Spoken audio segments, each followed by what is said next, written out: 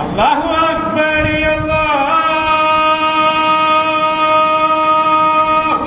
അക്ബർ ലാ ഇലാഹ ഇല്ലല്ലാഹ്.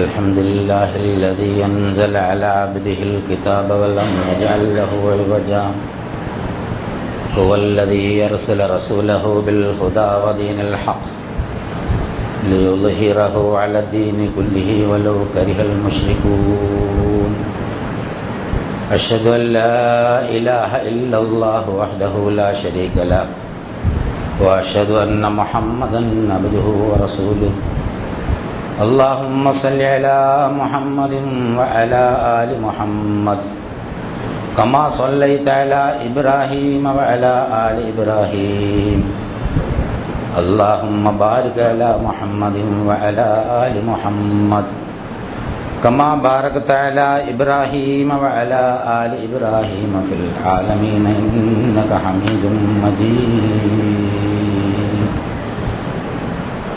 أيها الإخوة الكرام، أوصيكم وإياي أولا بتقوى الله. أعوذ بالله من الشيطان الرجيم. بسم الله الرحمن الرحيم. الحج أشهر معلومات فمن فرض فيهن الحج فلا رفث ولا فسوق ولا جدال في الحج وما تفعلوا من خير يعلمه الله وتزودوا فإن خير الزاد التقوى واتقوني يا أولي الألباب. ليس عليكم جناح أن تبتغوا فضلا من ربكم فإذا أفضتم من عرفات فاذكروا الله عند المشعر الحرام واذكروه كما هداكم وإن كنتم من قبله لمن الضالين. ثم أفيضوا من حيث أفاض الناس واستغفروا الله إن الله غفور رحيم. فإذا قضيتم مناسككم فاذكروا الله كذكركم آباءكم أو أشد ذكرا. ومن الناس من يقول ربنا آتنا في الدنيا وما له في الآخرة من خلاق.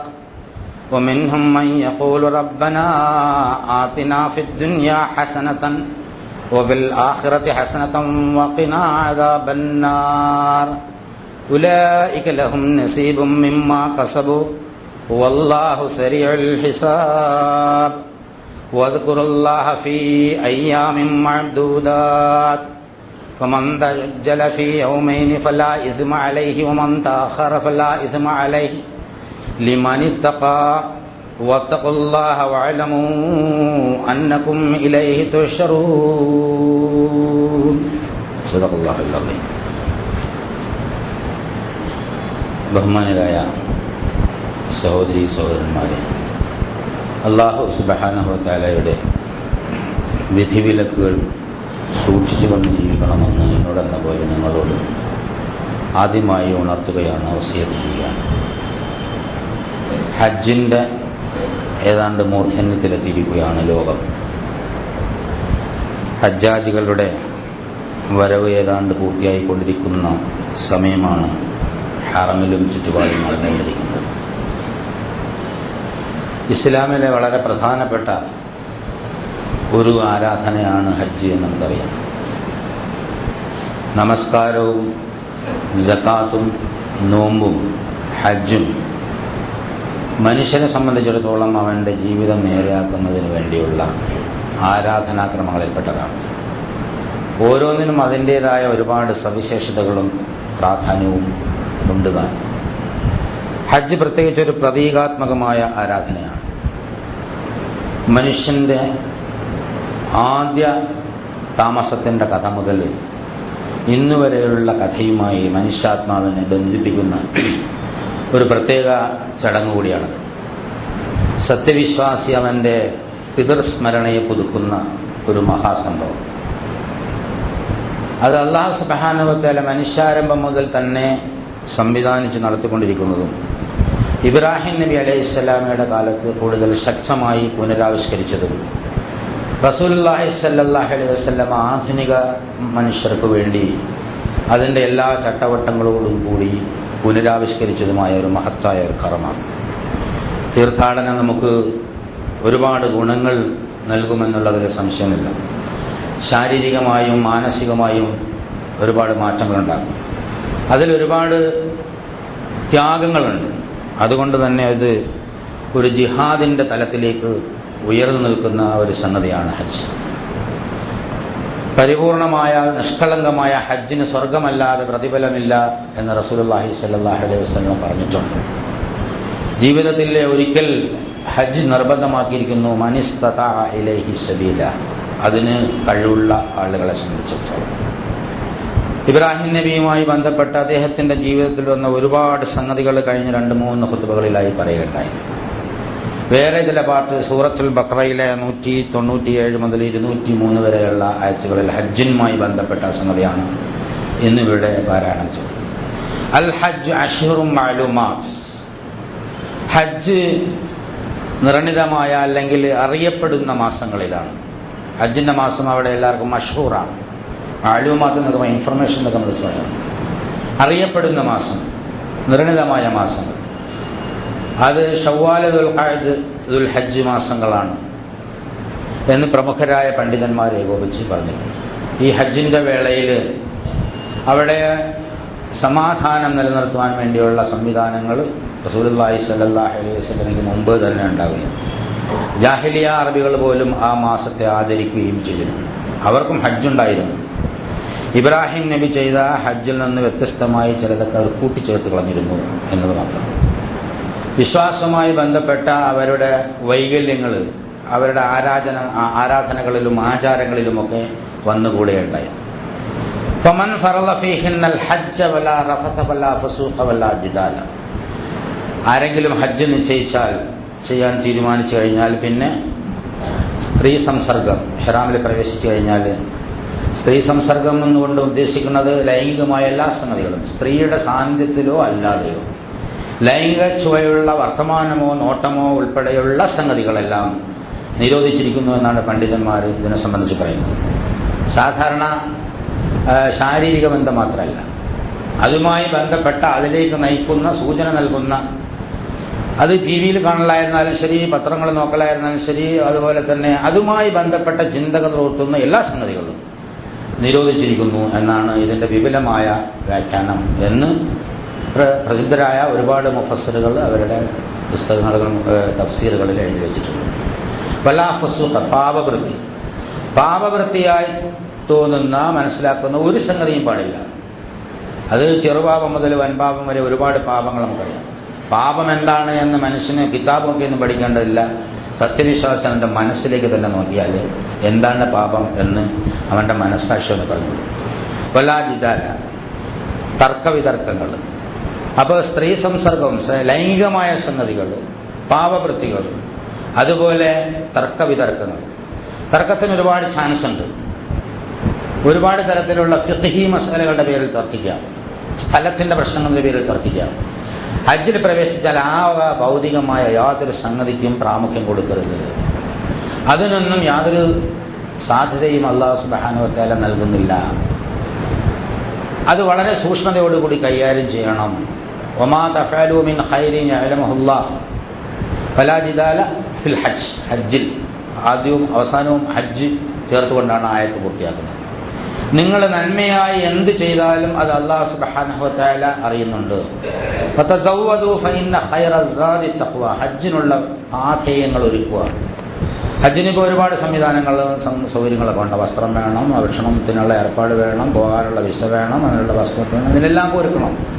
ഇതൊന്നും ഒരുക്കാതെ അള്ളാന്റെ ഭവനമാണെന്ന് പറഞ്ഞ് അങ്ങോട്ട് കയറി ചെന്നാൽ ഇപ്പോൾ അവിടെ വിടുന്നില്ല, അവിടെ പിടിച്ചു നിർത്തും. അവിടെ സൗദി അറേബ്യയിൽ ജോലി ചെയ്യുന്ന ആളുകൾ വരെ ഞാൻ ഹജ്ജിനായിട്ട് പോകണമെന്ന് പറഞ്ഞ് അങ്ങോട്ട് കയറി ചെന്നാൽ അതിനുള്ള നിയമങ്ങളൊക്കെ അവിടെ ഉണ്ട്. അതുകൊണ്ട് അവിടെ പുറത്ത് 29,000 പേര് അവിടെ പിടിച്ചു വെച്ചു എന്ന് പത്രത്തിലൊക്കെ നമ്മൾ വായിച്ചാണ്. അപ്പോൾ അതിൻ്റേതായ എല്ലാവിധ പാഥേയങ്ങളും ഒരുക്കാൻ നാം നിർബന്ധിതരാണ്. അള്ളാഹുവിൻ്റെ ഭവനത്തിലാണ് പോകുന്നത്, അതുകൊണ്ട് അവനെല്ലാം നോക്കിക്കോളും എന്ന് പറഞ്ഞു പോകാനല്ല ഇവിടെ അള്ളാഹു സുബ്ഹാനഹു വ തആല അതിനുള്ള ആവശ്യമായ സന്നാഹങ്ങളും കാര്യം. പക്ഷേ ഒരു കാര്യം ഓർക്കണം, ഫഇന്ന ഖൈറസ്സാദി തഖ്വ. നല്ല ഭൗതികമായ എല്ലാ സംവിധാനങ്ങളും പാതയങ്ങളൊക്കെ ഒരുക്കി അവൻ്റെ ഉള്ളിൽ തഖ്വയില്ലെങ്കിൽ അതുകൊണ്ട് യാതൊരു പ്രയോജനമില്ല എന്നുള്ളത്. ഉള്ളിൽ തഖ്വയില്ലെങ്കിൽ യാതൊരു പ്രയോജനം. അപ്പോൾ ഏറ്റവും വലിയ പാഥേയം എന്ന് പറയുന്നത് സൂക്ഷ്മതയാണ്, തഖ്വയാണ്. അല്ലാഹു സുബ്ഹാനഹു വ തആലയിലേക്കുള്ള അന ദാഹിബുൻ ഇലല്ലാഹ്, ഞാൻ അള്ളാഹുവിലേക്ക് യാത്ര ചെയ്തുകൊണ്ടിരിക്കുകയാണ് എന്നൊരു മനോഭാവമാണ് എന്താണ്. ഫത്തഖൂനി യാ ഉലിൽ അൽബാബ്, എന്നെ നിങ്ങൾ സൂക്ഷിക്കുക ബുദ്ധിയുള്ള മനുഷ്യന്മാരെ എന്നാണ് പറയുന്നത്. ഇനി ഹജ്ജിന്റെ കൂട്ടത്തിൽ ലൈസ അലൈക്കും ജുനാഹുൻ അൻ തബ്തഗു ഫളലൻ മിർ റബ്ബിക്കും, ഹജ്ജിന്റെ യാത്രയിൽ നിങ്ങളുടെ രക്ഷിതാവിന്റെ അനുഗ്രഹം തേടുന്നതിൽ കുഴപ്പമില്ല. ജാഹിലിയ അറബികൾ ഹജ്ജ് കാലം വന്ന പിന്നെ കച്ചവടത്തിന്റെ കാര്യങ്ങൾ മാറ്റിവെച്ചിട്ട് ഹജ്ജിന് പോകുന്ന ആളുകൾ ഹജ്ജിനും കച്ചവടത്തിന് പോകുന്ന ആൾ ഹജ്ജിനും അങ്ങനെ ഒരു വേർതിരിവ് നടത്തിയിരുന്നു. അതിൻ്റെ ആവശ്യമില്ല.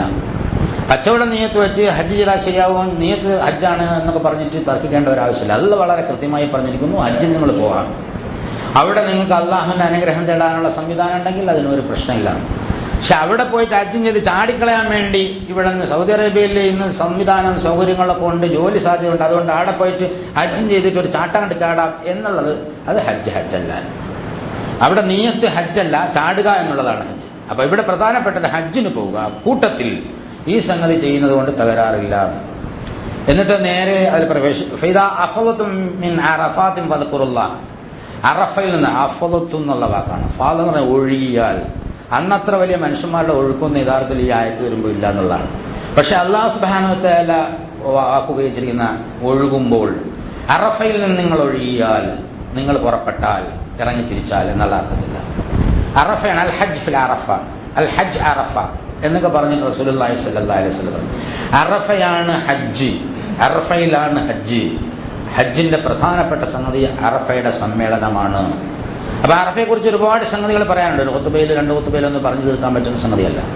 അറഫ വളരെ പ്രധാനപ്പെട്ട ഒരു സംഗതിയാണ്. അറഫയിൽ നിൽക്കുക എന്നുള്ളത് ഒരുപാട് സംഗതികളെ നമുക്ക് ഉണർത്തിത്തരുന്ന സംഗതിയാണ്.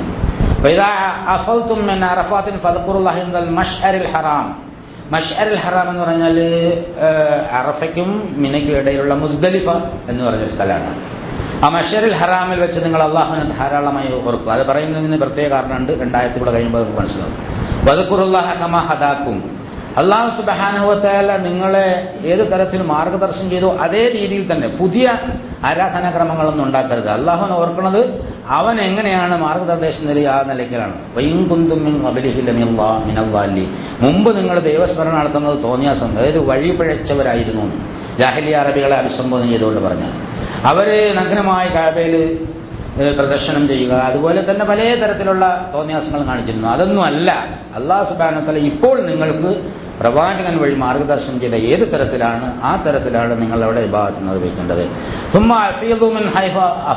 പിന്നെ ജനങ്ങൾ ഒഴുകുന്നിടത്ത് നിങ്ങളും ഇസ്തിഗ്ഫാർ ചെയ്തുകൊണ്ടേയിരിക്കുക. ഇന്നല്ലാഹ ഗഫൂറുർ റഹീം, അല്ലാഹു തആല അധികം പൊറുക്കുന്നവനും കാരുണ്യവാനുമാണ്. വൈദാ അഫളതും മനാസികും ഫദ്കുറുല്ലാഹ കദിക്റുകും ആബാഅകും, നിങ്ങൾ നിങ്ങളുടെ മറ്റു ഹജ്ജിന്റെ കർമ്മങ്ങളൊക്കെ പൂർത്തിയാക്കിയാൽ അള്ളാഹുവിനെ ധാരാളമായി സ്മരിച്ചുകൊള്ളുക, നിങ്ങളുടെ പിതാക്കന്മാരെ സ്മരിച്ചതുപോലെ.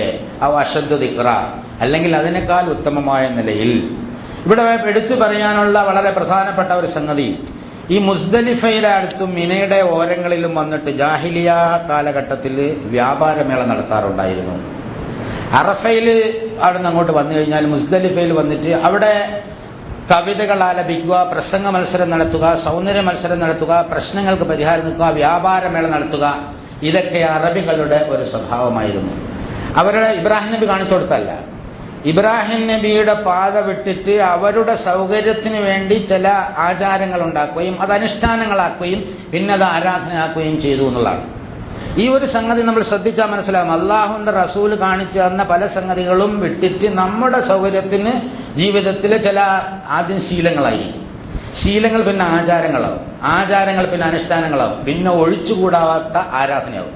നമ്മുടെ വിവാഹം പരിശോധിച്ച് നോക്കിക്കഴിഞ്ഞാൽ, നമ്മുടെ വേണ്ട ഹജ്ജിന് പോക്ക് പരിശോധിച്ചാൽ, ഇപ്പൊ ഹജ്ജിന് പോകുമ്പോൾ പന്തലിട്ട് ചോറ് കൊടുക്കുന്ന പുതിയ ആചാരം, ഇനി അതൊരു അനുഷ്ഠാനവും പിന്നീട് അത് ഒഴിച്ചുകൂടാനാവാത്ത ആരാധനയായി മാറുന്ന ഇത് തന്നെയാണ് ജാഹിലിയ്യ അറബികളും ചെയ്തിരുന്നുള്ള. അതുപോലെ നമ്മളെ ഓരോ സംഗതികളും നോക്കുക. അപ്പൊ ഈ ആചാരങ്ങളും അനുഷ്ഠാനങ്ങളും ഒക്കെ ഉണ്ടാക്കുമ്പോൾ അത് അല്ലാഹു സുബ്ഹാനഹു വ തആല നിർദ്ദേശിച്ച വിധമല്ലെങ്കിൽ സ്വീകരിക്കപ്പെടുകയില്ല എന്നുള്ളതാണ്. ജാഹിലിയ്യ അറബികൾ അവരുടെ തന്നിഷ്ടത്തിന് മിനയിൽ വന്നിട്ട് മുസ്ദലിഫയിൽ വന്നിട്ട് മുസ്ദലിഫയുടെ അറ്റത്തും മിനയുടെ ഇന്നത്തെ മഷ്അറുൽ ഹറാം മുസ്ദലിഫ പള്ളി സ്ഥിതി ചെയ്യുന്ന അവിടെയൊക്കെ ഭയങ്കരമായ ആചാരാനുഷ്ഠാനങ്ങൾ ഉണ്ടാക്കിയിരുന്നു. അവിടെ വലിയ പ്രസംഗകന്മാർ വന്ന് പ്രസംഗിക്കുന്നു, അവിടെ കവിത പാടുക, ആ കവിത സെലക്ട് ചെയ്തിട്ട് റാങ്ക് കിട്ടുന്ന നല്ല കവിതകൾ കഅബയുടെ വാതിലിൽ കെട്ടിത്തൂക്കും, അതായത് കഅബയുടെ ഭിത്തിയിൽ കെട്ടിത്തൂക്കും. മുഅല്ലഖാത്ത് എന്നാണ് അതിന് പറയാം. മുഅല്ലഖാത്ത് വലിയ വിശ്വവിഖ്യാതമായ കവിതകൾ, തറഫയുടെ, ഉംറുൽ ഖൈസിന്റെ, അന്ത്രയുടെ, സുഹൈർ ബിൻ അബി, അങ്ങനെ ഒരുപാട് ആളുകളുടെ കവിത അവിടെ എടുത്തിട്ടുണ്ട്. പിന്നീട് അപ്പോൾ അവളെ കവിത പാടുകയും പിന്നെ അതുപോലെ തന്നെ വ്യാപാരമേള നടത്തുകയും അതുപോലെ എല്ലാ തരത്തിലുള്ള പേക്കൂത്തുകൾ നടക്കുകയും ചെയ്ത് ഇത് ദൈവസ്മരണയായിട്ടാണ് അവർ തീരുമാനിച്ചിരുന്നത്. ഇബ്രാഹിം നബി കാണിച്ചു കൊടുത്തല്ല, ഇബ്രാഹിമി പാരമ്പര്യം അവകാശപ്പെടുന്ന ആളുകളാണ് അത് ചെയ്തിരുന്നതെന്നാണ്. മുഹമ്മദ് നബി സല്ലല്ലാഹു അലൈഹി വസല്ലം കാണിച്ചു തന്ന പാതയിൽ നിന്ന് വിട്ടിട്ട് ഹജ്ജിന്റെ കാര്യത്തിൽ അല്ലെങ്കിലും മറ്റു പല കാര്യത്തിലും നമ്മൾ ഒരുപാട് ആചാരങ്ങൾ ഉണ്ടാക്കി അതിന്റെ മുകളിൽ അടവിരിക്കുകയാണ്. പിന്നെ വരുന്ന തലമുറ നമ്മുടെ ആചാരങ്ങൾക്കുള്ളിൽ നിൽക്കുന്ന ഇസ്ലാം മാത്രം സ്വീകരിക്കും, അല്ലാത്ത ഇസ്ലാം നമുക്ക് പറ്റില്ല. നമ്മുടെ നാട്ടിലെ വിവാഹത്തിന്റെ പ്രത്യേകമായ ചടങ്ങുകളും ആചാരങ്ങളും ഉണ്ടെങ്കിൽ ഇസ്ലാമിന്റെ കാര്യം വരും, അത് മാറ്റിവെച്ചിട്ട് ചടങ്ങുകൾക്കും ആചാരങ്ങൾക്കും നമ്മൾ പ്രാമുഖ്യം കൊടുക്കുന്നു എന്നുള്ളതാണ്. അപ്പൊ ആചാരാനുഷ്ഠാനങ്ങൾ സ്വന്തം ഇഷ്ടപ്രകാരം ഉണ്ടാക്കാൻ പറ്റൂല. വദ്കുറുഹു കമാ ഹദാക്കും. നമ്മൾ സത്യവിശ്വാസികളാണെങ്കിൽ നമ്മൾ ഓരോ സംഗതി ചെയ്യുമ്പോൾ അള്ളാഹുവിനെ സ്മരിക്കേണ്ടത് കമാ ഹദാക്കും എന്ന് അള്ളാഹ് പറഞ്ഞതുപോലെ നമ്മളെ എങ്ങനെയാണ് മാർഗദർശനം ചെയ്തത് അതുപോലെ ആയിരിക്കണം എന്നാണ്. അതുകൊണ്ടാണ് അള്ളാഹു സുബ്ഹാനഹു വ തആല അവിടെ എടുത്തു പറഞ്ഞൊരു സംഗതി, അതായത് നിങ്ങൾ അള്ളാഹുവിനെ സ്മരിക്കേണ്ടത് ഇസ്തിഗ്ഫാർ ചെയ്തുകൊണ്ടും തൗബ ചെയ്തുകൊണ്ടും വളരെ നിഷ്കളങ്കമായി നിങ്ങളുടെ പാപങ്ങൾക്ക് ഖേദിച്ചു മടങ്ങിക്കൊണ്ടും പരലോക ജീവിതത്തിന്റെ മോക്ഷത്തിന് ലക്ഷ്യം വെച്ചുകൊണ്ടുമായിരിക്കണം.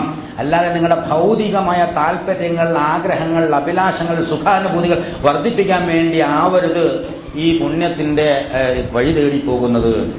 ഹജ്ജുമായി ബന്ധപ്പെട്ട ഈ സംഗതികൾ ജീവിതത്തിന്റെ എല്ലാ മേഖലകളിലും നമുക്ക് വലിച്ചു നീട്ടി മനസ്സിലാക്കാൻ പറ്റുന്നതാണെന്നുള്ളതാണ്.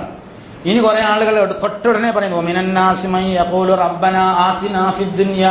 കുറച്ച് ആളുകളുണ്ട്, അവർ പറയും നാഥ ദുന്യാവിൽ ഞങ്ങൾക്ക് തരണേ.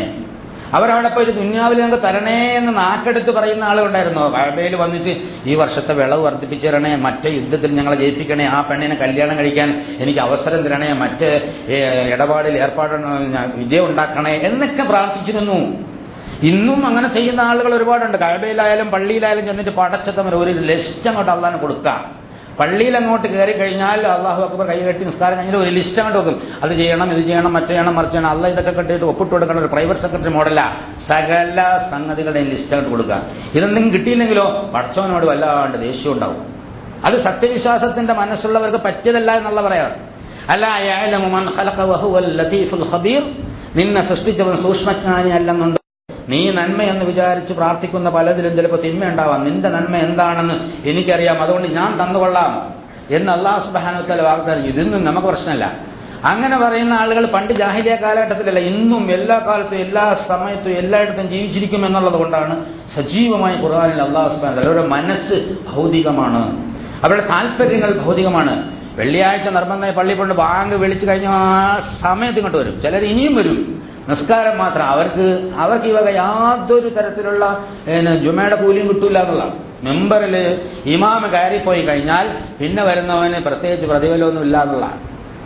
പലപ്പോഴും എനിക്ക് തോന്നാറുണ്ട് ഈ അവസാനം വന്ന് കൈകെട്ടലിൽ പോയി ളുഹർ നിസ്കരിക്കലാണ് ഏറ്റവും നല്ലത്. പിന്നെ ചില പണ്ഡിതന്മാർ പറഞ്ഞിട്ട് ഒരു റക്അത്ത് കിട്ടിയ ജുമ കിട്ടിയെന്നൊക്കെ. എനിക്ക് അതിനോട് പ്രത്യേകിച്ച് അഭിപ്രായമൊന്നുമില്ല. പക്ഷേ പലപ്പോഴും ഇതിലുണ്ട് അള്ളാഹുവിന്റെ റസൂൽ വളരെ ഗൗരവമുള്ള സംഗതി പറയും. അതുവരെ ദുന്യാവിൽ അങ്ങനെ ഓടിപ്പാടി വെള്ളിയാഴ്ചയാണെന്നൊക്കെ അറിയാം, ഒരുപാട് സംഗതി നേരത്തെ അഡ്ജസ്റ്റ് ചെയ്യാതെ കൃത്യമായി ഇതിന് വരാൻ പറ്റൂല. തല മുഴുവനും ദുന്യാവിൽ പൂത്തി വെച്ചിട്ട് അവസാനം വന്നിട്ട് ഇവിടെ വന്ന് രണ്ട് കൈയ്യട്ടി രണ്ട് അടിയടിച്ച് പോയാൽ അതൊക്കെ അള്ളാഹ് സ്വീകരിച്ച് ജീവിതത്തിൽ മാർഗദർശനം തരുമെന്ന് ധരിക്കുന്നത് ശുദ്ധ അസംബന്ധമാണ്. അള്ളാഹു സുബ്ഹാനഹു അതിനേക്കൊന്ന് ഒഴിഞ്ഞു വെക്കാനാണ് ആ വെള്ളിയാഴ്ച തന്നെ തീരുമാനിച്ചത്. ഹജ്ജിന് വന്നപ്പോഴും അതിനെ തന്നെയാണ് തീരുമാനിച്ചത്. റമദാൻ തീരുമാനിക്കുമ്പോഴും കുറച്ചൊക്കെ അതിലേക്ക് ഒഴിഞ്ഞു വെക്കുക എന്ന് പറഞ്ഞ് അള്ളാന്റെ അനുഗ്രഹം തേടണ്ട എന്ന് പറയുന്നില്ല എന്നല്ല പറയുന്നു. തല മുഴുവൻ അവിടെ പൂത്തി വെച്ചിട്ടുണ്ട്. ദുന്യാവേ ദുന്യാവേ ദുന്യാവേ എന്ന് പറഞ്ഞ് നടക്കുന്ന മനോഭാവമായി നടക്കുന്ന മനുഷ്യന്മാരുണ്ട്. വമാ ലഹു ഫിൽ ആഖിറതി മിൻ ഖലാഖ്, അവർക്ക് പരലോകത്ത് യാതൊരു വിഹിതം ഉണ്ടായിരിക്കുന്നതല്ല. പ്രശ്നമില്ല. ദുന്യാവ് എന്ന് പറഞ്ഞ് ഇവിടെ കൊണ്ട് അവസാനിപ്പിച്ച് മതിയാണ്. തൃപ്തിയുള്ളവരെ സംബന്ധിച്ചിടത്തോളം ഒരു പ്രശ്നമില്ല. കാര്യം അവിടെ നരകത്തിൽ പോയി കിടന്നോളാം എന്നുള്ള അത് വിവരക്കേടുകൊണ്ടേ അങ്ങനെ പറയുള്ളൂ. കാരണം നരകം എന്താണെന്ന് തിരിയില്ലല്ലോ. ഒരു ലേശം ചൂട് പോലും ഇവിടെ സഹിക്കാൻ പറ്റില്ല, ഒരു തീപ്പുള്ളൽ ഏൽക്കാൻ പറ്റില്ല. പിന്നെ കത്തിയാളുന്ന നരകത്തെക്കുറിച്ച് ശരിയായ നിലയുള്ള വിവരം കിട്ടിയാൽ ഒരു മനുഷ്യന് മനസ്സ് പറയില്ല ഞാൻ നരകത്തിൽ പോയിക്കൊള്ളാം. അപ്പോ ദുന്യാവ് കുറച്ചെന്ത് മാറ്റിയിട്ട് ആഖിറ മുന്നിൽ വെക്കുക. ദുന്യാവും വെച്ചോ എന്ന് അല്ലാഹു സുബ്ഹാനഹു വ തആല പറയുന്നു. വമിൻഹും മൻ യഖൂലു, ജനങ്ങളിൽ ഒരു വിഭാഗം വേറെയുണ്ട്, അവരുടെ ചിന്ത റബ്ബനാ ആതിനാ ഫിദ് ദുനിയാ ഹസന, നാഥ ദുന്യാവിൽ ഞങ്ങൾക്ക് നന്മ. ഹസനത്ത് എന്ന് പറയുമ്പോൾ ആളുകൾ ഉടനെ നല്ല വീട്, നല്ല കാറ്, നല്ല ജോലി, നല്ല പൊസിഷൻ, ആളുകൾ 10,000 പേര് ബഹുമാനിക്കും, ഇങ്ങോട്ട് വരുമ്പോൾ ഇരിക്കും എന്ന് പറഞ്ഞു പോകും. അതൊന്നും അല്ല. അള്ളാഹുവിന് തൃപ്തിപ്പെടുന്ന മാർഗത്തിലൂടെ സംതൃപ്തമായി നടന്നു നീങ്ങാനുള്ള, മറ്റുള്ളവന്റെ മുന്നിൽ കൈനീട്ടാതെ കാര്യങ്ങൾ നടാനും, അതുപോലെ മറ്റുള്ളവൻ ചോദിച്ചാലൊന്ന് കൊടുക്കാനും, അതുപോലെ തന്നെ അന്തസ്സും അഭിമാനവും നിലനിർത്തി ജീവിക്കാനുള്ള ഒതുങ്ങിയ മാന്യമായ ജീവിതമാണ്. അല്ലാതെ ഒരുപാട് ഭൗതിക സംഗതികളുടെ മുഴച്ചു നിൽക്കലാണ് ഹസനത്ത് എന്നാരും തെറ്റിദ്ധരിച്ചില്ല. ഹസനത്ത് എന്ന് പറഞ്ഞു കഴിഞ്ഞാൽ ഒരുപാട് പണവും സംവിധാനം സൗകര്യമുള്ളവർക്ക് ഹസനത്ത് ഉണ്ടായിക്കൊള്ളുന്നില്ല. കാര്യം കിടന്നുറങ്ങാൻ പറ്റാത്ത ഒരുപാട് പ്രശ്നമുണ്ടാവും, വീട്ടിൽ പ്രശ്നമുണ്ടാവും, കുടുംബത്തിൽ പ്രശ്നമുണ്ടാവും, മക്കൾക്ക് പ്രശ്നമുണ്ടാവും. അതുപോലെ തന്നെ എന്തെങ്കിലുമൊക്കെ രോഗം ഉണ്ടാവും, ബുദ്ധിമുട്ടുണ്ടാവും, ഇടപാടുകളിൽ കൃത്യത ഉണ്ടാവില്ല, അതുകൊണ്ട് എല്ലാ കുലുമാലും ഉണ്ടാവും. ഇങ്ങനെയൊക്കെ ഉള്ള സംഗതികളൊക്കെ ഉണ്ടാവും. അപ്പോൾ ഏറ്റവും നല്ലത് അള്ളാഹുവിന്റെ തൃപ്തി അനുസരിച്ച് എന്താണ് എനിക്ക് വേണ്ടത് അത് തരണേ. റബ്ബന ആതിനാ ഫിദ് ദുനിയാ ഹസന വഫിൽ ആഖിറതി ഹസനത വഖിനാ അദാബൻ. ഒരു ദിവസം റസൂലുള്ളാഹി സ്വല്ലല്ലാഹു അലൈഹി വസല്ലമയോട് ഒരു സഹാബി എന്ന് ചോദിച്ച് ഒരു നല്ല ദുആ എനിക്ക് പറഞ്ഞു തരണം, പിന്നീട് ആർക്കും ചോദിക്കേണ്ടി വരരുത്, എല്ലാ കാര്യവും അതിന് വേണം. അപ്പോൾ അദ്ദേഹം ലൊഹറിനാണെന്ന് ചോദിച്ചത്. അപ്പോൾ നബി പറഞ്ഞു റബ്ബന ആതിനാ ഫിദ് ദുനിയാ ഹസന വഫിൽ ആഖിറതി ഹസനത വഖിനാ അദാബൻ. അസ്റിനും ആ ചോദ്യം ആവർത്തിച്ചപ്പോൾ നബിയും ഉത്തരം ആവർത്തിച്ചു. അങ്ങനെ 3 പ്രാവശ്യം പ്രവൃത്തിയായ ഹദീസ് നമുക്ക് മനസ്സിലാക്കാൻ സാധിക്കും. ഇതിൽ ഒരു വലിയ സമർപ്പണം ഉണ്ട് എന്നുള്ളതാണ്. എൻ്റെ നന്മ എൻ്റെ രക്ഷിതാവ് പറയും. അള്ളാഹുവിനെ കുറിച്ചുള്ള ഇവൻ്റെ വിശ്വാസത്തിൻ്റെ വ്യാപ്തിയാണത്. അള്ളാഹു സർവജ്ഞനാണ്, നീതിമാനാണ്, കാരുണ്യവാനാണ്. എൻ്റെ നന്മ അള്ളാഹു തആല അറിയുന്ന ഏതിലാണ് നന്മ എന്ന് എനിക്കറിയില്ല. അതുകൊണ്ട് ദുനിയാവിലും ആഖിറത്തിലും എനിക്ക് ഹസനത്ത് തരണേ. റസൂലുള്ളാഹി സ്വല്ലല്ലാഹു അലൈഹി വസല്ലം ഏറ്റവും കൂടുതൽ ഇഷ്ടപ്പെട്ടിരുന്ന ഒരു പ്രാർത്ഥനയും എപ്പോഴും നിരന്തരമായി പറഞ്ഞുകൊണ്ടിരുന്ന ഒരു പ്രാർത്ഥനയുമാണ് റബ്ബനാ ആതിനാ ഫിദ് ദുനിയാ ഹസന വഫിൽ ആഖിറതി ഹസനത വഖിനാ അദാബന്നാർ എന്ന ഹദീസിൽ നമുക്ക് മനസ്സിലാക്കാൻ സാധിക്കും. ഉലൈക ലഹും നസീബും മിമ്മാ കസബു, അത്തരം ആളുകൾക്ക് അവർ പ്രവർത്തിച്ചതിന്റെ ഓഹരിയുണ്ട്. വല്ലാഹു സരീഉൽ ഹിസാബ്, അല്ലാഹു ഏറ്റവും അധികം എളുപ്പം കണക്ക് നോക്കുന്നവരാണ്.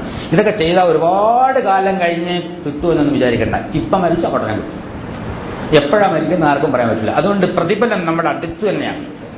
നമ്മളെ ഖിയാമത്ത് നമ്മൾ അടുത്ത് തന്നെയാണ്. ആർക്കും ലൈഫിന് യാതൊരു ഗ്യാരണ്ടി ഇല്ല. അപ്പോൾ അതുകൊണ്ട് എപ്പോഴും നമ്മൾ അടുത്ത് തന്നെയാണ്. അള്ളാഹ് നമ്മളോട് അടുത്തിരിക്കുന്നു, നമ്മൾ അള്ളാഹയുടെ അടുത്ത്. നഹ്നു അഖ്റബു ഇലൈഹി മിൻ ഹബ്ലിൽ വരീദ് എന്നാണ്. ഈ ജോഗുലർ വെയിൻ എന്ന് പറഞ്ഞാൽ ഇവിടുത്തെ കണ്ടത്തിലെ രക്തധമനി എന്നാണ്. അതിനേക്കാൾ വളരെ അടുത്താണ് ഇരിക്കുന്നതെന്ന് കഴിഞ്ഞ ഒരു 3-4 ഖുതുബയ്ക്ക് മുമ്പ് പറയുകയുണ്ടായി. അപ്പോൾ അല്ലാഹു സുബ്ഹാനഹു വ തആല നമ്മളുടെ അടുപ്പം വളരെതാണ്. ആ അടുപ്പം മറയില്ലാതെ കാണണമെങ്കിൽ സ്വച്ഛമായ ഒരു സ്മരണയ്ക്കുള്ള മനസ്സുണ്ടാവണം. ആഖിറത്തെയും കൂടെ കാണണം, ദുനിയാവിലെ മാത്രം കാണരുത്. വദ്കുറുല്ലാഹി ഫി അയ്യാമിൻ മഅദൂദാത്ത്, നിശ്ചിത ദിവസങ്ങളിൽ, അതായത് അയ്യാമത്തെ ശരീഖിന്റെ 11, 12, 13 അങ്ങനെ നിശ്ചിത ദിവസങ്ങളിൽ അല്ലാഹു സുബ്ഹാനഹു വ തആല സ്മരിച്ചു കൊള്ളുക. ഫമൻ തഅജ്ജല ഫീ യൗമൈൻ ഫലാ ഇസ്മ അലൈഹി വമൻ തഅഖറ ഫലാ ഇസ്മ അലൈഹി ലിമനി തഖ എന്നൊരു വാക്കുണ്ട്. അതായത് 2 ദിവസം കൊണ്ട് ധൃതി പിടിച്ചാർക്കിന് പോകേണ്ട ആവശ്യം വന്നാൽ ഓക്കെ പൊയ്ക്കോളാം. അതല്ല അവിടെ തന്നെ നിൽക്കുകയാണെങ്കിൽ അതും ആവാം. എന്തിനാ അങ്ങനെ പറഞ്ഞ്? ലിമനി തഖ, ഹൃദയത്തിൽ സൂക്ഷ്മതയുള്ളവനും. പോകുന്നതും സൂക്ഷ്മതയുടെ അടിസ്ഥാനത്തിലായിരിക്കണം, നിൽക്കുന്നതും സൂക്ഷ്മതയുടെ അടിസ്ഥാനം. അവിടെ നിന്ന് ലേശം കച്ചവടം ചെയ്ത് കളയാം എന്നതല്ല അവിടെ ഉദ്ദേശിക്കേണ്ടത്. മിനയിൽ ഒരുപാട് ആളുകൾ എന്നവനെ കുറച്ച് കച്ചവടം ചെയ്തല്ലേ 3 ദിവസം ഉണ്ടല്ലോ, അതല്ല. അവിടെ തഖ്വയുണ്ടാണ് നിൽക്കേണ്ടതും. പോകുന്നതും അവന് അല്ലാഹു സുബ്ഹാനഹു വ തആലയുടെ മാർഗത്തിലേക്ക് ജീവിക്കും. എനിക്ക് അത്യാവശ്യമായ പല കാര്യങ്ങളും ചെയ്യാനുണ്ട്, തിരക്കുള്ള മനുഷ്യനാണ്, അതുകൊണ്ട് 2 ദിവസം കൊണ്ട് ഏറും കാര്യങ്ങളൊക്കെ സംഗതിക്ക് പൂർത്തിയാക്കി പോയിക്കോന്നാണ് അല്ലാഹു സുബ്ഹാനഹു വ തആല. ആരെയും പിടിച്ചിട്ട് വിഷമിപ്പിക്കുക എന്നുള്ളത് അള്ളാഹുവിന്റെ മാർഗത്തിൽ അള്ളാഹുവിന്റെ ചര്യയിൽപ്പെട്ടതല്ല. എന്നിട്ട് വീണ്ടും പറയാം തഖ്വ പാലിക്കാൻ, സൂക്ഷ്മത പാലിക്കുക. വഅലമൂ അന്നകും ഇലൈഹി തുഹ്ശറൂൻ, നിങ്ങൾ മനസ്സിലാക്കണം അല്ലാഹു സുബ്ഹാനഹു വ തആലയിലേക്ക് നിങ്ങൾ ഒരുമിച്ച് കൂട്ടപ്പെടുന്നതാണ്. വത്തിമുൽ ഹജ്ജ വൽ ഉംറത ലില്ലാഹ്, അള്ളാഹുവിന് വേണ്ടി ഹജ്ജും ഉംറയും പൂർത്തിയാക്കാൻ മറ്റൊരു നിർദ്ദേശം പറയുന്നു. അപ്പൊ ആദ്യമായി മനുഷ്യനെ സംബന്ധിച്ചിടത്തോളം അവന് വേണ്ടി ഒരു ആരാധനയ്ക്ക് ഒരു ഭവനം ഉണ്ടാക്കി കൊടുത്ത സ്ഥലമാണ് ആ സ്ഥലം. അവിടെ അവർക്ക് ചെല്ലുമ്പോൾ നമുക്ക് ഉപയോഗമുള്ള ഒരുപാട് സംഗതികളുണ്ടെന്നാണ്.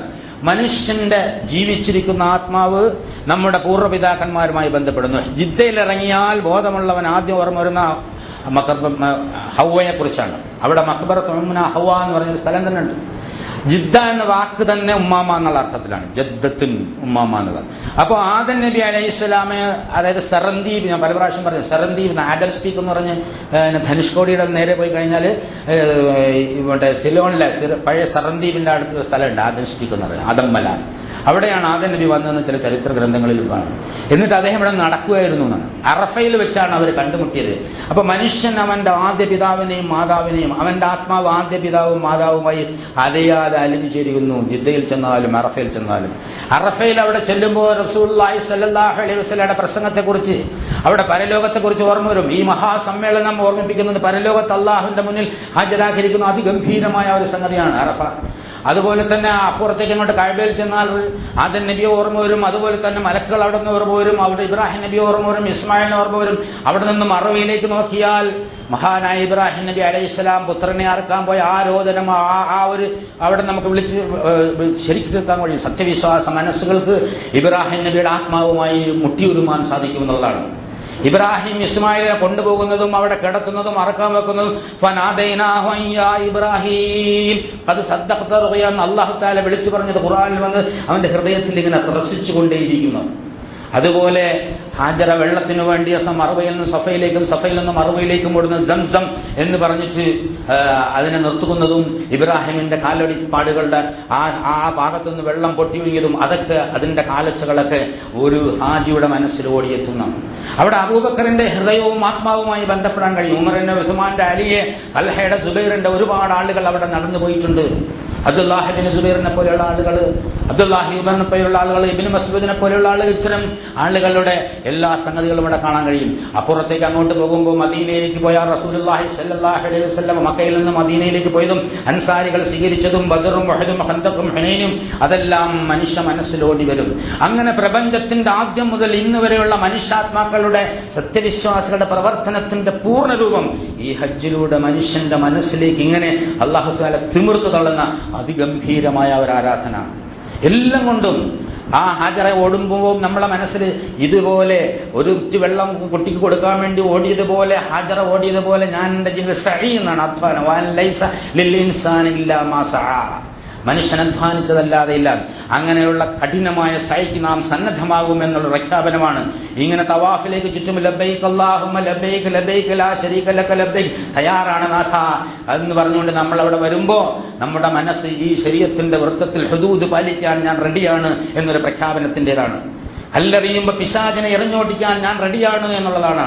അറുത്തു കൊടുക്കുമ്പോൾ എൻ്റെ പുത്രനെ പോലും ബലി കഴിപ്പിക്കാമെന്ന് ഇബ്രാഹിം പറഞ്ഞത് ഞാനും ബലിക്കാൻ തയ്യാറാണ് എന്നുള്ള പ്രഖ്യാപനമാണ്.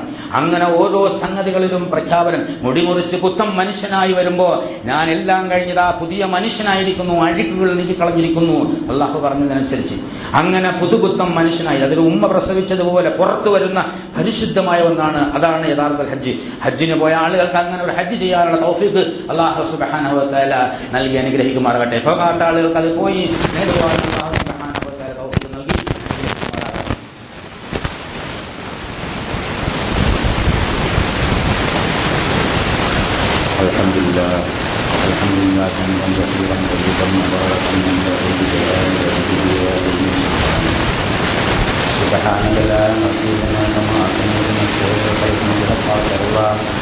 اللهم صل على محمد وعلى آل محمد كما صليت على إبراهيم وعلى آل إبراهيم في العالمين إنك حميد مجيد. أيها الأخوة الأحباب أوصيكم وإياي ثانيا بتقوى الله. ഒരിക്കൽ കൂടി അല്ലാഹു സുബ്ഹാനഹു വ തആലയുടെ വിധികളെ ബഹുമാനിച്ചുകൊണ്ട് ജീവിക്കണം എന്നതുപോലെ നമ്മളോട് അത്രയാണ് ചെയ്യുന്നത്. ഈ ഹജ്ജിൻ്റെ ഹജ്ജ് മാസത്തിലെ ആദ്യത്തെ 10 ദിവസത്തെക്കുറിച്ച് വളരെ പ്രാധാന്യപൂർവ്വം പറയുന്ന ചില ഹദീസുകളുണ്ട്. അൽ അശറുൽ ഊല മിൻ ദിൽ ഹജ്ജ്. ഇബ്നു അബ്ബാസ് എന്ന് റിപ്പോർട്ട് ചെയ്ത ഒരു ഹദീസിൽ പറയുകയാണ്, മാ മിൻ അയ്യാമിൻ അൽ അമലു സ്വാലിഹി ഫീഹാ അഹബ്ബ ഇലല്ലാഹി മിൻ ഹാദിഹിൽ അയ്യാം യാനി അയ്യാമുൽ അശർ. ഖാലു യാ റസൂലല്ലാഹ് വലാ ജിഹാദുൻ ഫീ സബീലില്ലാഹ്. ഈ 10 ദിവസത്തെ പോലെ അല്ലാഹു സുബ്ഹാനഹു വ തആലക്ക് പുണ്യകർമ്മങ്ങൾ ഏറ്റവും ഇഷ്ടപ്പെട്ട വേറെ ദിവസങ്ങളില്ല. അപ്പോൾ ചില സഹാബികൾ ചോദിച്ചു, അല്ലാ റസൂലേ, അള്ളാഹുവിൻ്റെ മാർഗത്തിലുള്ള ജിഹാദിനെക്കാളും അൽ ജിഹാദ് ഫീ സബീലില്ലാഹ് ഇല്ലാ റജുലുൻ ഖറജ ബിനഫ്സിഹി വമാലിഹി ഫലം യർജിഅ മിൻ ദാലിക ബിശൈഇൻ. അതെ, ജിഹാദിനെക്കാളും പ്രാധാന്യമുണ്ട്. പക്ഷേ ജിഹാദിന് ഇറങ്ങി പുറപ്പെടുകയും ജീവനും നഫ്സും കൊണ്ട് നഫ്സും അതുപോലെ തന്നെ തണവും കൊണ്ട് ജിഹാദ് ചെയ്യുകയും അവിടെ നിന്ന് ഷഹീദാവുകയും ചെയ്ത ആളുകൾ ഒഴികെ. അതായത് ശുഹദാക്കൾ ചെയ്യുന്ന അമലുകൾ അതിൽ പ്രത്യേകം അത്തരം അമലിൽ ഇതിനേക്കാൾ മുകളിൽ നിൽക്കും. അല്ലാത്തത് ഏറ്റവും പ്രധാനമാണ് ദുൽഹജ്ജ് 1 മുതൽ 10 വരെയുള്ളത്. അപ്പോൾ അമലുകൾ കൂടുതൽ ചെയ്യാൻ പറ്റിയ ഏറ്റവും ഉത്തമമായ മാസം, അത് പൂർണ്ണമായി പ്രയോജനപ്പെടുത്താൻ അതിന് നമ്മൾ ശ്രമിക്കണം. അതിന് അല്ലാഹു തആല തൗഫീഖ് നൽകുമാറാകട്ടെ. പിന്നെ ഒരു സംഗതി കൂടെ, യൗമ അറഫ, സൗമ യൗമ അറഫ. അറഫയിലൊരു നോമ്പ്, അത് അബീ ഖതാദയിൽ നിന്ന് റിപ്പോർട്ട് ചെയ്യപ്പെട്ട ഒരു ഹദീസാണ് എല്ലാ പണ്ഡിതന്മാരും പറഞ്ഞുകൊണ്ടിരിക്കുന്നത്. സുഇല റസൂലുള്ളാഹി സ്വല്ലല്ലാഹു അലൈഹി വസല്ലം അൻ സൗമി യൗമി അറഫ ഫഖാല യുകഫിറു അസ്സനൽ മാളിയ വൽ ബാഖിയ റവാഹു മുസ്ലിം. അതായത് അറഫ നോമ്പിനെ കുറിച്ച് ചോദിക്കപ്പെട്ടപ്പോൾ റസൂൽ പറഞ്ഞത് അത് കഴിഞ്ഞ കൊല്ലത്തെയും വരാനുള്ള കൊല്ലത്തെയും തെറ്റുകൾക്കുള്ള പ്രായശ്ചിത്തമാണ്, പാപപരിഹാരമാണ്. അപ്പോൾ എന്ന് പറഞ്ഞാൽ അടുത്ത കൊല്ലം തെറ്റ് ചെയ്തിട്ട് പരിഹാരം നേടാൻ വേണ്ടി നേരത്തെ വെക്കണം എന്നുള്ളതല്ല, പാപങ്ങളിൽ നിന്ന് സുരക്ഷിതമായി നിർത്താൻ അള്ളാഹുവിൻ്റെ കാവലുണ്ടാവുന്നതാണ്. അപ്പോൾ ഇവിടെ പ്രശ്നമില്ല, അറഫ അവിടുത്തെ അറഫാണോ, സൗദി അറേബ്യയിലെ അറഫാണോ, ഇവിടുത്തെ അറഫാണോ, അതിലൊന്നും ഒരു തീവ്രവാദത്തിൻ്റെ ആവശ്യമൊന്നുമില്ല എന്നുള്ളതാണ്. അതായത് അറഫയിൽ തന്നെ നിൽക്കുമ്പോൾ നോമ്പെടുക്കണമെന്ന് ആഗ്രഹിക്കുന്നവനും അങ്ങനെ നോമ്പെടുക്കും. ഇനി അതല്ല യൗമുൻ നഹറിൻ്റെ തലേ ദിവസമാണ് യൗമുൽ അറഫ, അതുകൊണ്ട് അന്നേ നോമ്പെടുക്കാൻ പറ്റുമോ എന്ന് ശഠിക്കുന്നവൻ അന്ന് നോമ്പെടുക്കും. ഇനി ഒരു പ്രവാചകൻ വരാനില്ല, ഉള്ള പണ്ഡിതന്മാർ പറഞ്ഞാൽ ഖിയാമത്ത് നാൾ വരെ ഈ ഒരഭിപ്രായത്തിലെത്തൂല, രണ്ടഭിപ്രായം ഉണ്ടായിരിക്കും. അതിനുവേണ്ടി വേറെ തർക്കമൊന്നും ആവശ്യമില്ല. ഓരോരുത്തരും ഗ്രൂപ്പും ഭാഗവും പാണ്ഡിത്യമൊക്കെ വെച്ചുകൊണ്ട് ഒരുപാട് പറഞ്ഞെടുക്കും. ആർക്കെങ്കിലും ആ ദിവസം അറഫ ദിവസം അവിടെ നിന്നുകൊണ്ട് അവർ നിൽക്കുമ്പോൾ സമയത്ത് തന്നെ നോമ്പെടുക്കണം എന്നാണിതാണെങ്കിൽ നല്ലതാണ്, അവർക്ക് അത് ചെയ്യാം. അല്ലാഹു സുബ്ഹാനഹു വ തആല സ്വീകരിക്കുമാറാകട്ടെ. അതല്ല ഇനി മറ്റൊരാൾ യൗമ നഹറിൻ്റെ തലേ ദിവസമാണ് അറഫ, അന്നേ പറ്റുള്ളൂ എന്നാണ് ഒരാളിൻ്റെ മനസ്സാക്ഷി പറയുന്നത്, നല്ലത്, അല്ലാഹു സുബ്ഹാനഹു വ തആല അതും സ്വീകരിക്കുമാറാകട്ടെ. അങ്ങനെ രണ്ടഭിപ്രായങ്ങളും സ്വീകരിക്കപ്പെടുന്ന ഒരുപാട് സംഗതികൾ ദീനുൽ ഇസ്ലാമിലുണ്ട്. അതുകൊണ്ട് അതിൻ്റെ പേരിലത്തെ ചോദ്യവും ഉത്തരവും, കാരണം ഇത് 1-ാം തീയതി മുതൽ ഏതാണ്ട് ചോദ്യങ്ങളുടെ ഒരു ശരം കൊണ്ട് ഇന്നലെ വരെ, ഇന്ന് ഇങ്ങോട്ട് കയറുന്നത് വരെ ചോദ്യമായിരുന്നു. ഇപ്പോൾ ഇവിടെ വന്നതിന് ശേഷം ചോദ്യം ഉണ്ടായി. ഇനി ഇറങ്ങുമ്പോൾ അങ്ങനെ ആവശ്യമില്ല, അതൊരു ആവശ്യമില്ല, അൺനെസസറി ക്വസ്റ്റ്യനാണ്. ആവശ്യമില്ലാത്ത ചോദ്യങ്ങൾ ചോദിക്കാൻ വളരെ ക്ലിയറായി പറയാം. നിങ്ങൾക്ക് സത്യവിശ്വാസികളാണ്, മനസ്സാക്ഷി ഈ ദിവസങ്ങളെക്കുറിച്ച് 10 ദിവസം മുന്നേണ്ട്, ഒരു ദിവസം ഏറ്റവും പ്രധാനപ്പെട്ട നോമ്പെടുക്കാൻ പറഞ്ഞിട്ടുണ്ട്, യൗമ അറഫാണെന്ന് പറഞ്ഞിട്ടുണ്ട്. ആ അറഫ അവിടുത്തെ അറഫാണ്, അതിൽ വേണം നോമ്പെടുക്കണം ചോദിച്ചാൽ നോമ്പെടുക്കും. അല്ല യൗമ നഹറിൻ്റെ തലേദിവസം അറഫ വരുള്ളൂ, അതുകൊണ്ട് ആ കണക്ക് ശരിയല്ല, ഈ കണക്ക് ശരിയാണെന്ന് പറഞ്ഞാൽ വെറുതെ ബഹളം ഉണ്ടാക്കി ഊർജ്ജം കളയേണ്ട, പടച്ചവൻ്റെ മലക്കൊക്കെ പണി ഉണ്ടാക്കേണ്ട, ആ ദിവസം നോമ്പെടുക്കുക. ഏത് നോമ്പും അല്ലാഹു സുബ്ഹാനഹു വ തആല ഇക്കാര്യത്തിൽ തള്ളിക്കളയും എന്നെനിക്ക് അഭിപ്രായമില്ല. തീർച്ചയായും അല്ലാഹു സുബ്ഹാനഹു സ്വീകരിക്കുമെന്നാണ് എൻ്റെ ഇജ്തിഹാദ് എന്നെ പഠിപ്പിച്ചിട്ടുള്ളത്. ഇജ്തിഹാദിൽ ഒരാളിന് തെറ്റുപറ്റിയാൽ അതിനുണ്ടൊരു കൂലി, ശരിയായാൽ 2 കൂലിയുണ്ടെന്ന് റസൂലുള്ളാഹി സ്വല്ലല്ലാഹു അലൈഹി വസല്ലം പറഞ്ഞു. അതുകൊണ്ട് നിഷ്കളങ്കമായ ഇജ്തിഹാദ് ആർക്കും അനുവദിക്കപ്പെട്ടതാണ്. അതുകൊണ്ട് ആ നിലയ്ക്ക് ആ നോമ്പ് കളഞ്ഞു വിളിക്കേണ്ട, അത് അതിൻ്റെ പുണ്യം നേടാൻ ശ്രമിക്കുക, ഈ ദിവസങ്ങൾ പ്രയോജനപ്പെടുത്തുക. അതിന് അല്ലാഹു സുബ്ഹാനഹു വ തആല തൗഫീഖ് നൽകി അനുഗ്രഹിക്കുമാറാകട്ടെ. ഇന്നല്ലാഹു വ മലായികതുഹു യുസല്ലൂന അലൻ നബി യാ അയ്യുഹല്ലദീന ആമനൂ സല്ലു അലൈഹി വസല്ലിമു തസ്ലീമാ. اللهم ارض عن ابو بكر وعمر وعثمان وعلي بقيه اصحاب رسول الله اجمعين. കാരുണ്യവാനായ നാഥ, ഞങ്ങളുടെ എല്ലാ വൻപാപങ്ങളും ചെറുപാപങ്ങളും നീ പുറത്തുമാറാക്കി തരണേ തമ്പുരാനെ. മാതാപിതാക്കൾക്കും ഉസ്താദന്മാർക്കും ബന്ധുമിത്രാർക്കും സഹോദരങ്ങൾക്കും സുഹൃത്തുക്കൾക്കും ദുആഅത്ത് എത്തിച്ച ആളുകൾക്കും നാട്ടാർക്കും മുഴുവൻ സത്യവിശ്വാസികൾക്കും മുൻകാല സത്യവിശ്വാസികളും പുറത്തുമാറാക്കി തരണേ തമ്പുരാനെ. അല്ലാഹു, ഈ മഹോന്നതമായ ദിവസങ്ങളിൽ പ്രാർത്ഥിക്കുന്ന പ്രാർത്ഥന നീ സ്വീകരിക്കണേ തമ്പുരാനെ. ഞങ്ങളുടെ മുന്നിൽ നിന്നടുത്ത് എത്തിച്ചേർന്ന ആളുകളുടെ ഖബറിടങ്ങളെ നീ സ്വർഗ്ഗ ഭൂഗാവനങ്ങളാക്കി മാറ്റണേ തമ്പുരാനെ. റഹ്മാനായ തമ്പുരാനെ, ജീവിച്ചിരിക്കുന്ന ഞങ്ങൾക്ക് ഹിദായത്തും തഖ്വയും ഇസ്തിഖാമത്തുള്ള ജീവിതം നൽകണേ തമ്പുരാനെ. ഹജ്ജിന് പോയ ആളുകൾക്ക് ഏറ്റവും നന്നായി നിഷ്കളങ്കമായി ആത്മാർത്ഥമായി ശാന്തമായി നിർവഹിക്കാനുള്ള തൗഫീഖ് നൽകണേ തമ്പുരാനെ. പോകാത്ത ആളുകൾക്ക് അടുത്ത് വരും വർഷങ്ങളിൽ പോകാനുള്ള കഴിവും ശേഷിയും ആരോഗ്യം നൽകി അനുഗ്രഹിക്കുമാറാകണേ തമ്പുരാനെ. അല്ലാഹു, ഞങ്ങളുടെ ആരോഗ്യം നീ സംരക്ഷിക്കണേ തമ്പുരാനെ. ഞങ്ങളുടെ സന്താനങ്ങളും സമ്പത്തിൽ നീ നന്മ വർദ്ധിപ്പിച്ചിരണേ തമ്പുരാനെ. ഞങ്ങളുടെ അമലുകൾ നീ സ്വീകരിക്കണേ തമ്പുരാനെ. അല്ലാഹു, നല്ല ബുദ്ധിയും ശക്തിയും കഴിവും നൽകണേ തമ്പുരാനെ. നല്ല വിദ്യാഭ്യാസവും അന്തസ്സായ ജീവിതവും നൽകണേ തമ്പുരാനെ. രോഗികളായ ഹോസ്പിറ്റലിൽ കിടക്കുന്ന ദ്വാണ്ട് വസിയത്തിച്ച ആളുകളുടെ അല്ലാത്തവരുടെയും രോഗങ്ങൾ നീ ശിഫയാക്കി കൊടുക്കണേ തമ്പുരാനെ. അവർക്ക് ആശ്വാസവും സമാധാനം നൽകണേ തമ്പുരാനെ. അവരുടെ ബന്ധുക്കൾക്ക് നീ സമാധാനം കൊടുക്കണേ തമ്പുരാനെ. ഞങ്ങളുടെ ദ്വാ നീ സ്വീകരിച്ച് അനുഗ്രഹിക്കണേ തമ്പുരാനെ. അല്ലാഹുമ്മ ഗ്ഫിർ ലിൽ മുഅ്മിനീന വൽ മുഅ്മിനാത്ത് വൽ മുസ്ലിമീന വൽ മുസ്ലിമാത്ത് വൽ അഹ്യാഇ മിൻഹും വൽ അംവാത്ത്. അല്ലാഹുമ്മ അഇസ്സൽ ഇസ്ലാമ വൽ മുസ്ലിമീൻ. അല്ലാഹുമ്മ അഇസ്സൽ ഇസ്ലാമ വൽ മുസ്ലിമീൻ. അല്ലാഹുമ്മ അഇസ്സൽ ഇസ്ലാമ വൽ മുസ്ലിമീൻ.